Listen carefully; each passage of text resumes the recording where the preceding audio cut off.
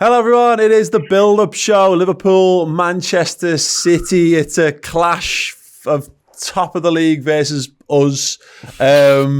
Big game of football as Liverpool seek to not be 10 points behind the champions-elect in the first week in February. I am Paul Matron. Chris Pajak is here with me, joined by our own Ross Chanley and Team Coppish's Callum Sanderson as well. Guys, thank you so much for joining us for this one. Said it at the back end of the Final Word show, kind of alluded to it there. Great, Manchester City, brilliant. Just when we're all down in the dumps. I'd rather play someone in the top half of the table than the bottom right now anyway. Bloody hell. Yeah. Less of that, please. I would be, I would be panicking right now if we had Sheffield United. What's that crap league in Europe where halfway through the season they literally split the league in two and you just play the top half? Is it the SPL?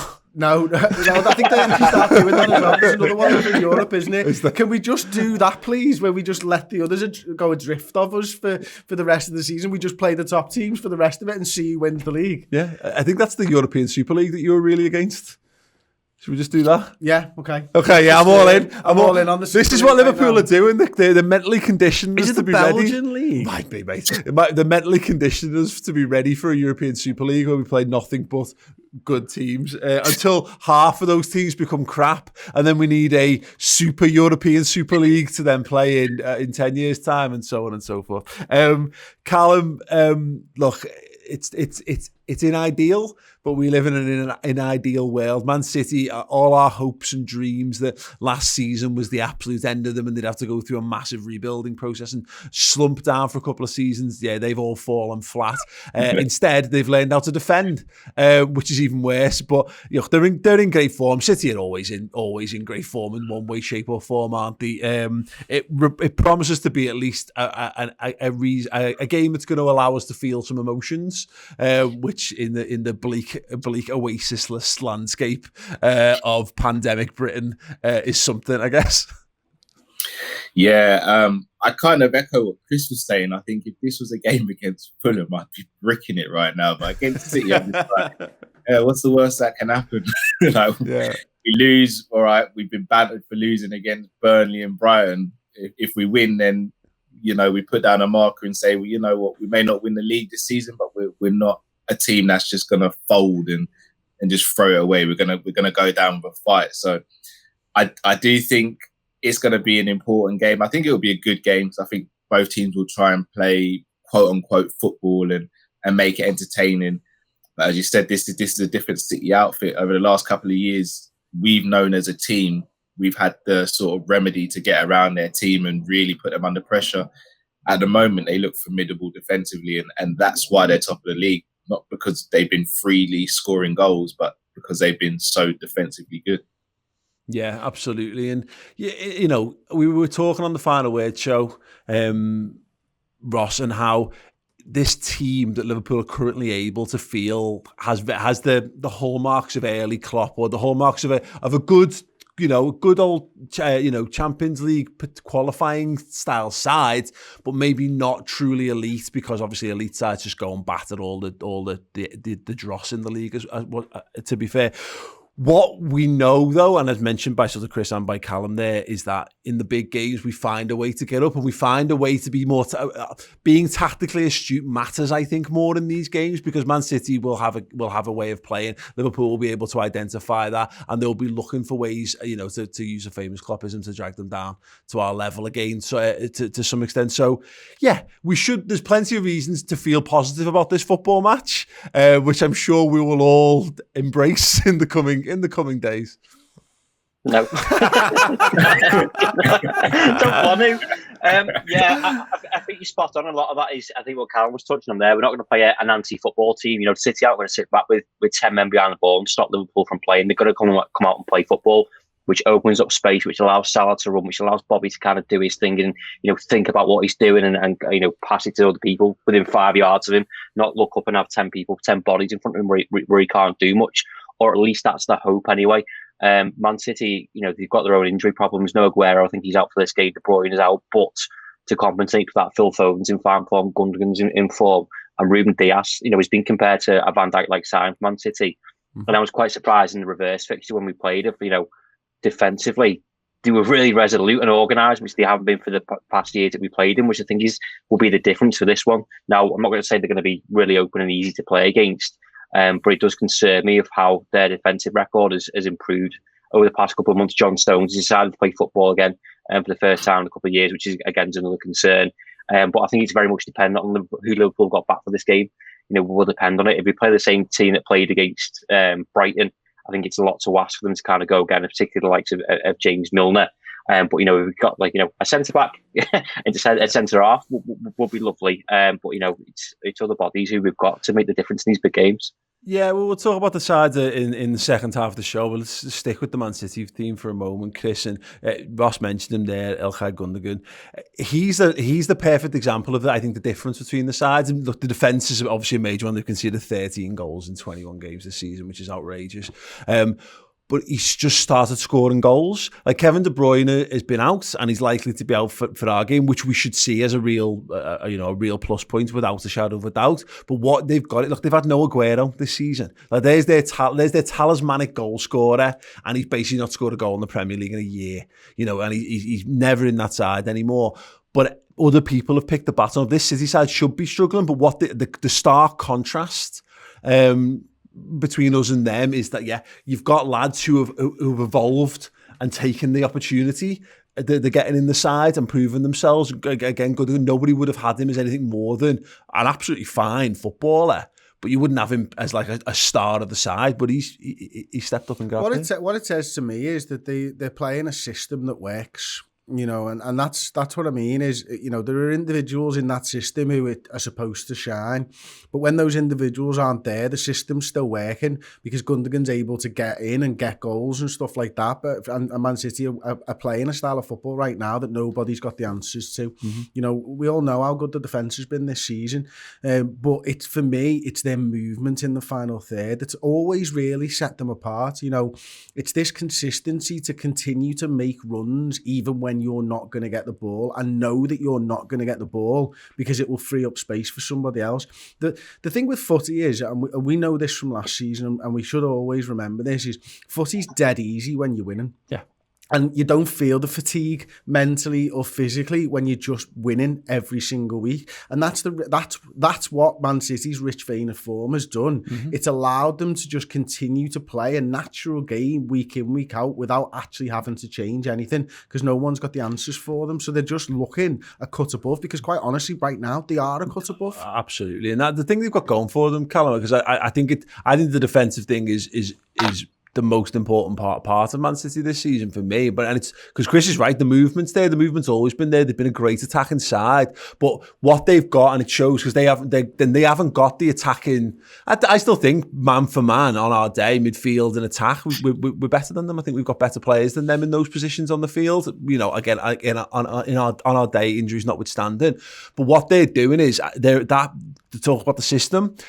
They don't concede goals, which means that the likes of Gundogan, again, let's just pick him as an example, he's free to go and play his best game because he's not thinking, what the hell's going to happen behind me? What happens if I vacate my position? What happens if I leave space in behind? Doesn't matter because the defence will sort it out for them. They're so much like us last season.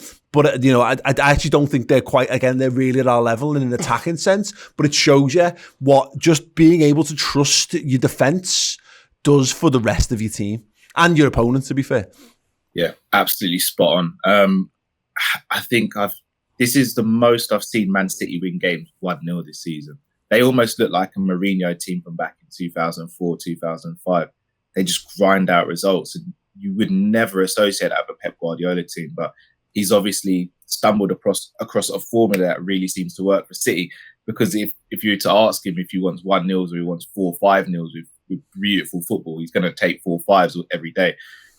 But this season, again, as you just said, they know they can nick these games because they go a goal up. They pretty much won the game because at the moment, they're just not conceding goals and they look really formidable at the back. And to think Laporte, who was seen as their best centre-back and arguably the second best centre-back in the league before he got injured, is now a bench player, speaks testament of what Stones has done to re-establish himself as a starting centre-back. But Ruben Dias has had an amazing impact as well. I still don't like the comparisons to Virgil. I think Diaz and Virgil came into two very different teams at very different times. And yes, he's had a good impact, but Virgil's impact for me is undeniable and uncomparable to any Manchester City player. But I do think you look at City's team now and you think, as the opposition, if we don't score first in this game, we probably don't have a chance, because not only will they not concede, but they'll just keep the ball for the rest of the game as well. Yeah, I think Callum's made some great points there, Ross. And look at the way that finding a way to win, and again, knowing that you're not porous at the back, it means a couple of things. And I mentioned the opposition in that regard. It means that you can play for 95 minutes. And know that all your opponents doing is getting more and more frustrated, and they start to creep into their head that we're done here. It's almost impossible for us to get a goal, so we need to focus on not conceding, which is a dangerous mindset, because you then all it takes is one mistake and you're undone. And look at some of the 1-0s or the tight games they've won. They beat Southampton 1-0 away from home, which is obviously where we go and lose that game. In there, they beat Brighton 1-0 at home. We've just literally been Brightoned this week, so we know what that looks like. Picking up a 2-0 win against Aston Villa, 1-0 win against Sheffield United. That's just what it is at the moment. Liverpool are in a position where teams actually, the longer the game goes, they feel they're just as they feel as likely to nick a goal against us in the 80th minute as they do in the first minute, and that's not true when you come up against Man City. No, and that's the point that Chris was making about that movement before. Manchester City, they've done it for 2, 3, 4 seasons. And not only that, they've got different options within that.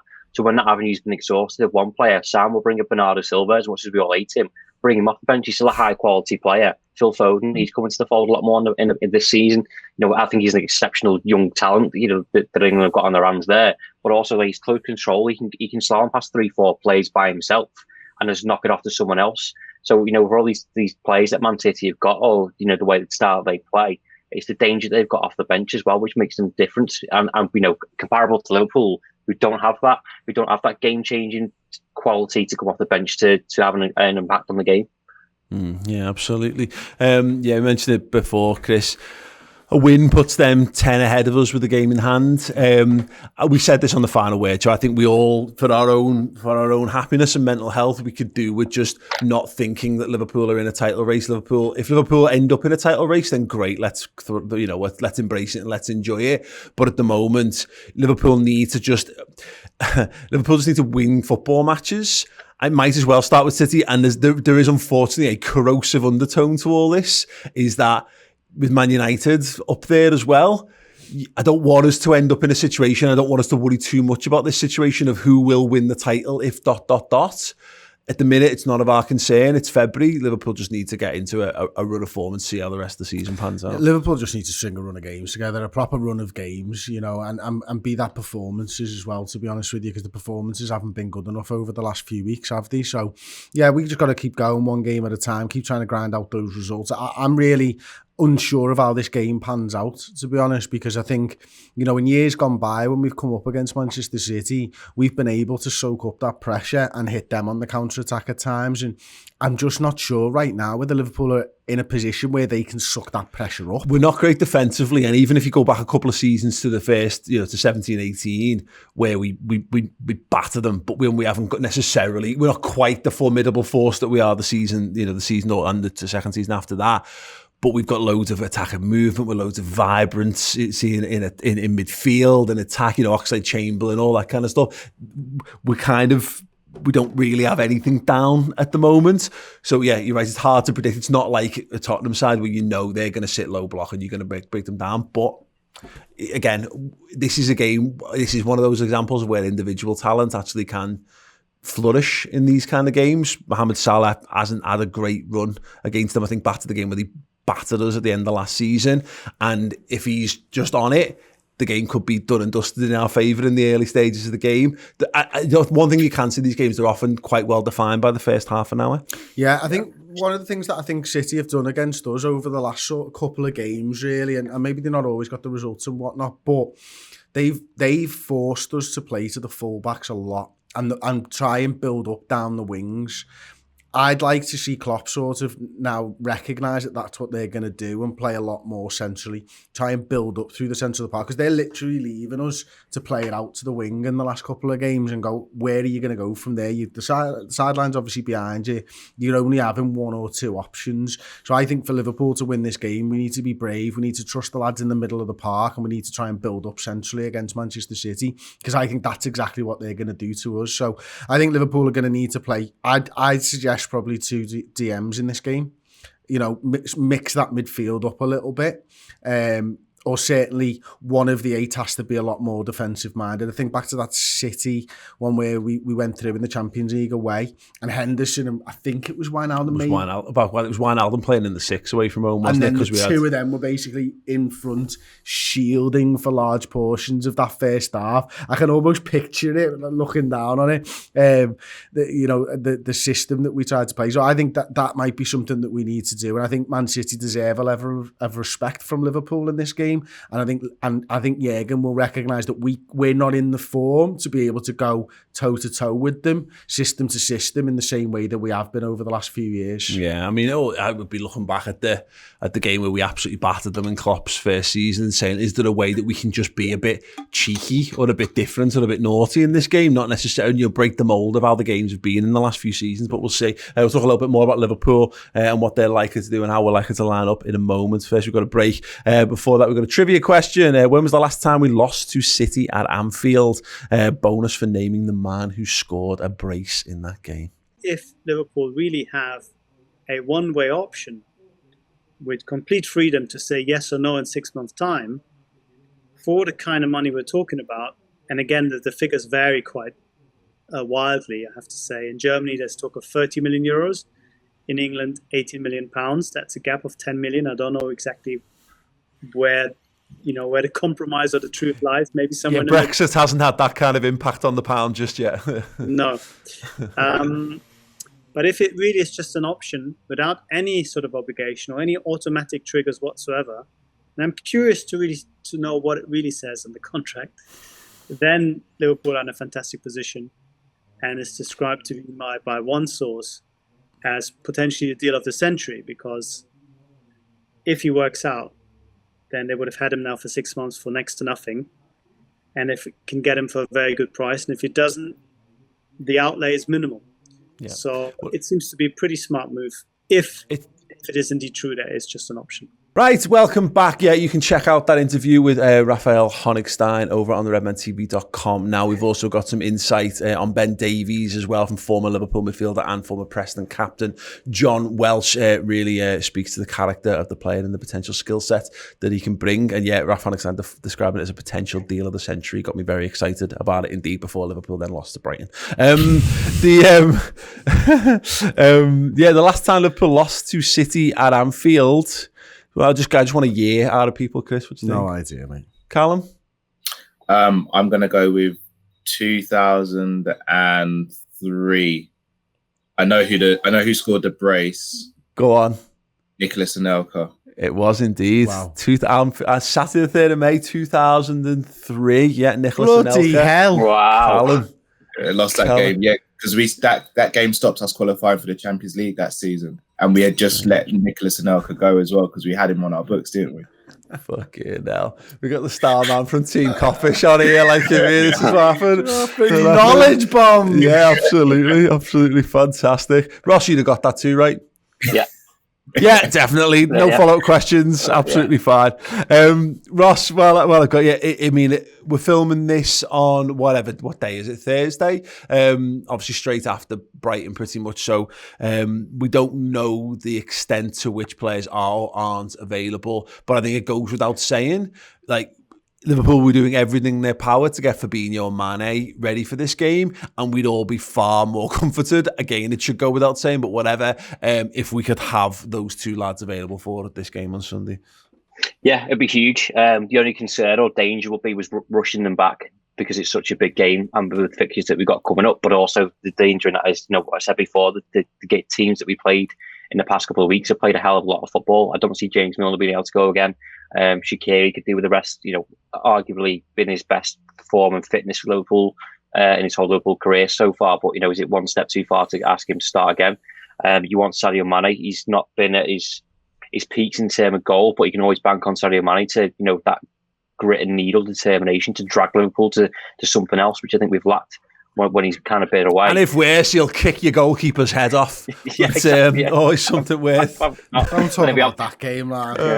Yeah, they'll be up for another 3 games. But also the big question is, I'm sure you'll go on to this, of who plays in defence. Because that opens up another world of opportunities. But again, there's risk reward with that. I'm so tempted to throw both the centre halves in so you can have Jordan Henderson in midfield, but I also know that's a bit stupid.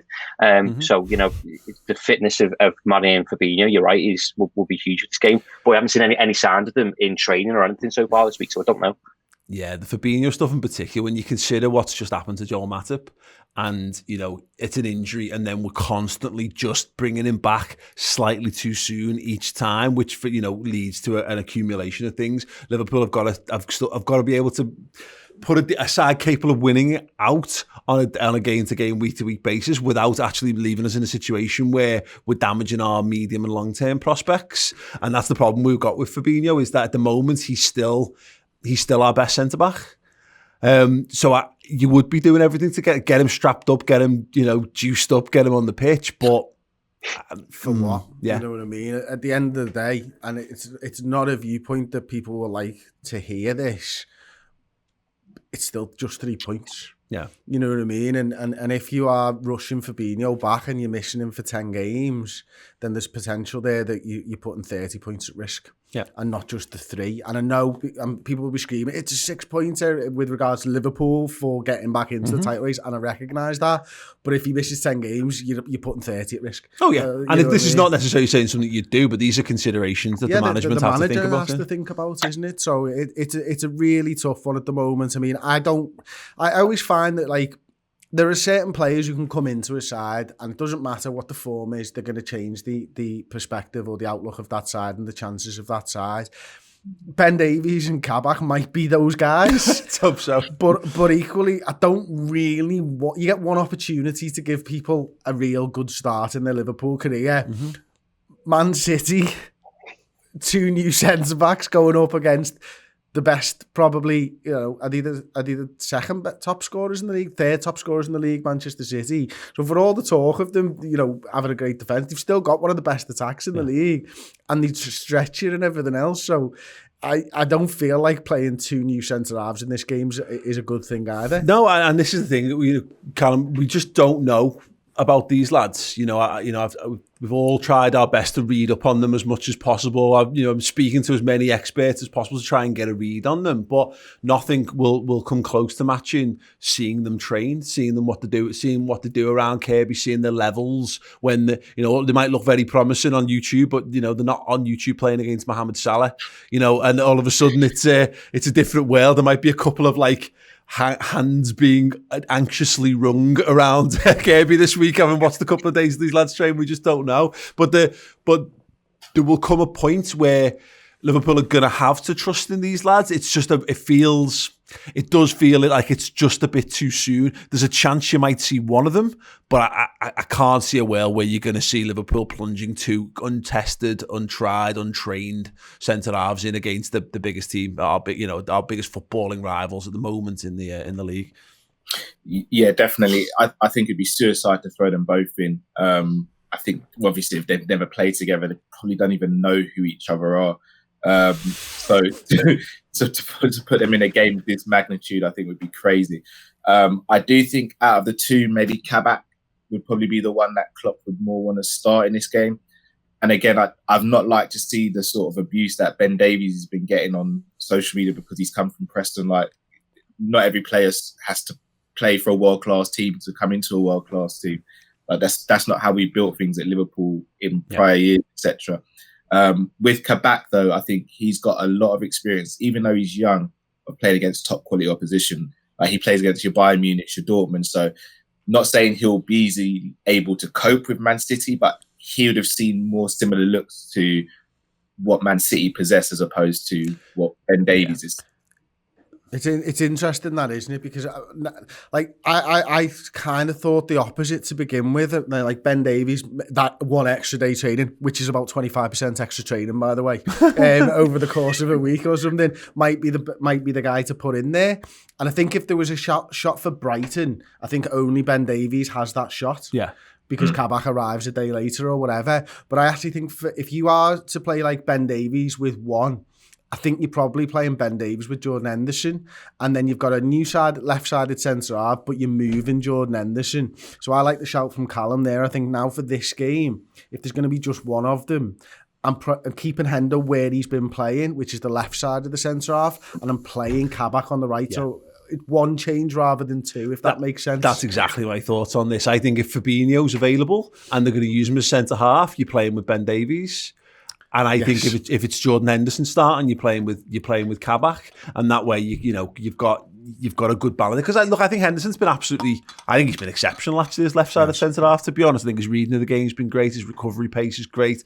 There's that one when he recovers from Kelleher's save against Brighton when he gets back in to get his toe, and he's got no right to get him for that. And he has a little pop of Kelleher. Yeah, absolutely. Yeah, push it away further. But no, that might be definitely a consideration. But we just don't know, do we? That's the point. Is that we've no idea what pecking order. What's more important? Is it being 25 years old, maybe being a little bit more, having been a bit more embattled in the football that you've played, but.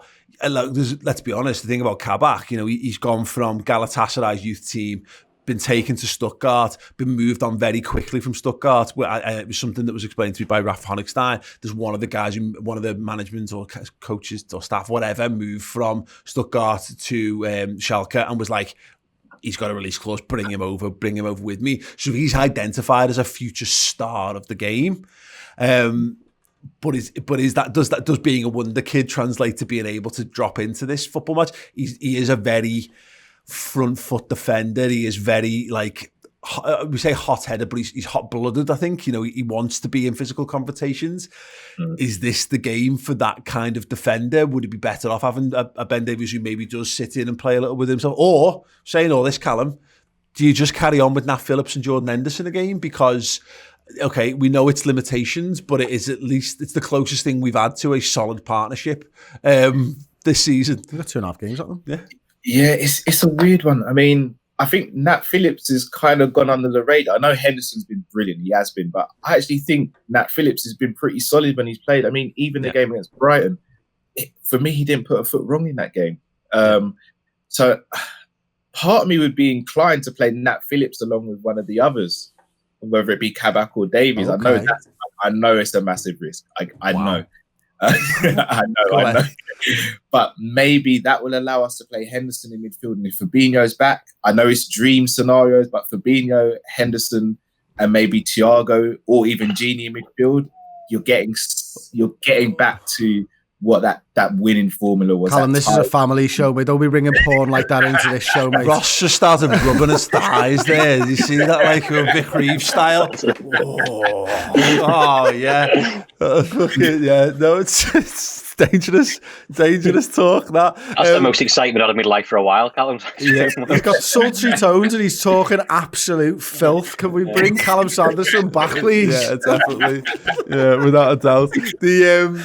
Yeah, I mean, look, all this being said, Ross, if you've got Fabinho back, I think we would all look at Liverpool's midfield and go, look, Fabinho for me was bought as a Man City killer. I think that's what he was bought for. He was bought to allow us to go toe-to-toe, blow for blow with Manchester City. I would like to see him and Henderson in midfield. I think we all would. I think they're two of our three best midfielders, without a shadow of a doubt. But if you have got both of them back, it's also probably far more likely that we just see them as a centre-back pairing. Yeah, could help, Paul. Kill the dream. Yeah, possibly, he's right though, isn't he? But just to counter that, you may not like me, but I've got a point. Yeah. Just to counter that though, we've just got two centre-backs. Now, you're not playing against Manchester City for the same reasons. You're probably not likely to play against Leicester. Then you're going to chuck them again against Leipzig. You know what I mean? At some point, you've got to start integrating these new centre-backs. So the whole point of getting them was to allow us to have our midfielders back. Now, I'm not saying you play both at the same time, but you know, you're going to pick and choose what's going to happen. You're going to have to throw one of them at the deep end, because that's the point that we're at. That's the point that Liverpool have allowed us to get at as well, to be fair, because as much as we needed these centre-backs, like, and we've had this conversation before, but Joe Matip never got injured. But Joe Matip got injured last night, for example. You know, we wouldn't have got those centre-halves in through the door, I think, or just one of them. Now, Kabak, that Honigstein stuff made me feel a lot better about that lad. I know he's young, I know he's inexperienced, but one of them has to play at some point. And the fixtures we've got coming up, and we're desperate for points, one of them has to play. Well, the question here really is, because they're both in rhythm, they've both been playing football, so they're both match fit, which makes a massive difference, you know, which is so untrue of a lot of the lads who are playing footy for Liverpool at the moment. So in that regard, they can come in. There's clearly space for them to come in. There's clearly a benefit to putting them in. It's just, it boils down to, I just think, tactical understanding. And Man City is a game where I think you need to be so switched on at all times. And they've seen that City can take a game away from you. And it would be, I would marvel at it. I think it would be great to see. And if it was any other team, literally any other team in the league, I probably would chuck one or both of them in, because if you're going to be good enough to Liverpool, if you're good enough to play for Liverpool, you're good enough to play for Liverpool. Just play, because we're playing all kinds of other lads around in other areas of the team. Get them in, and you're right. Just take the hit. If it stumbles, know that they'll be better for the game after that, and the game after that, and the game after that. And so when you get to Leipzig, well, you've got your defensive partnership, but it's hard to escape that the tactical nous side of things. Yeah, that's the only reason that I'm not playing them both in this game, is it's the timing and the opposition. You know, they haven't had enough time through the door, and the opposition just happens to be the best side in the country right now. Mm-hmm. I like Leicester. I think they're a good side. I don't feel like if Leicester was playing us this weekend, I'd probably have definitely one of them in against Leicester. Yeah. And even with the short timing, when it comes to Leicester, I think you have to get these lads onto the pitch somewhere. Is it best to give? There's another school of thought. Is it best to give them the hardest game that they're going to have? It's not and get sink or swim. Yeah. You know what I mean, type of thing. It seems a bit madness, but like, we need the midfield back. And we could continue with this death of 1,000 cuts lark for now, or we could try and get the midfield back and just get the lads Hendo and Fabinho back into the midfield and take lop an arm off, but fucking carry on going forward. It sends a big message, I think, Callum, just doing that. And again, I don't necessarily think Klopp will do this, because he just tends to go with the most. He is naturally. We don't like the word conservative in Liverpool, of course, but he is quite he's not as wild a manager as people think he is at times. He does tend to go for the most sensible options a lot of the times with his selections. His team selections generally have stability to them, don't they? Which is why, we have a combative midfield that builds our success. Is why we tend to go, we will pick, the best players for a situation that understand things more, have the most heart or the most fitness over necessarily other factors. But yeah, it just makes you wonder, doesn't it, sometimes, where, this is a moment where you can lose to Man City when you put any team out.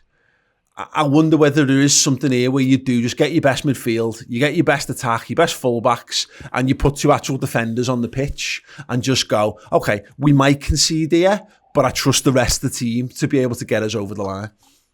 Yeah, there's two ways of looking at it. The first way, as you just explained, Paul, getting them onto the pitch, getting them to have a bit of cohesion, understanding, and just 90 minutes under their belt, playing with each other, getting to learn the system, getting to learn the players around them.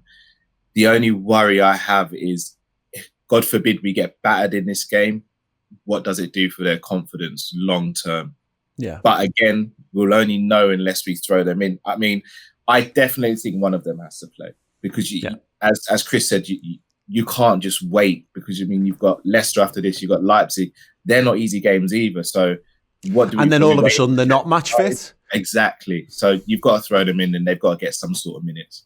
Yeah, it's an interesting one. Let's just have a quick look at the other fixtures then taking part this weekend. Man United hosting Everton. Ooh, it's Man United all day, that, isn't it? Spurs, West Brom. Spurs, West Brom. It's got all the hallmarks of like Jose Mourinho ending up absolutely under the firing line, but equally then bouncing back. I will go out on a limb here and say that is last on match of the day. Spurs, West Brom. Yeah, deflected winning goal for Spurs in like the 75th minute. Like not even like last gasp, just a really boring minute to score 63 minutes in. Spurs score a crap goal and win. Yeah, definitely. Wolves Leicester, very interesting one. Wolves obviously could do with getting back into some form of late. Very interesting for us as well, and if we want to be slightly higher up the table. And Sheffield United host Chelsea as well. Let's have some score predictions for our game then. Ross, Liverpool Man City, what's it going to be? 0-0. Oh wow. Okay, go for it, Callum. Yeah. I actually think it'll be a 1-1. Ooh, interesting. Chris Pajak, he's gone deep inside yourself here. Don't make me predict a Liverpool loss. No, that's why I said 0-0. Couldn't bring myself to do it. 1-1. Shit houses, the lot of yous. 3-2 to Liverpool. Yeah, one of them. Or 4-3. 4-3 to Liverpool. Why not? It's going to be. I think it's going to be an absolute goal fest. Why the hell not? Right, yeah. Let us know what you think it's going to be in the comments section underneath. Don't forget to check out the Raf Honigstein interview and the John Welsh interviews exclusively streaming on the redmentv.com right now. And we have got a whole new range of merchandise as well, which I've been rocking for this. And you can see behind us, if you're watching on YouTube right now, our collaboration with Beers of Anfield Road is absolutely flying at the moment. So get them while you can. Get them while they're in date. That one says champions. Yeah. Does it have the year on it? No, thankfully. Right, okay, yeah. Thanks so much for watching us. The Start 11 Prediction Show will be out. We'll be here with the watch along from 15 minutes before kickoff and the team reaction an hour before kickoff. So do check that out on Sunday. Other than that, keep smiling, Reds. I'm sure it'll be okay. And yeah, we'll be back very soon. Ta-ra. Thank you so much for watching the Redmen TV YouTube channel. Everything we do here is funded by our wonderful subscribers to the redmentv.com. Get over there, sign up and get amazing additional content, interviews, documentaries, mini-series, and of course additional pre and post match day content.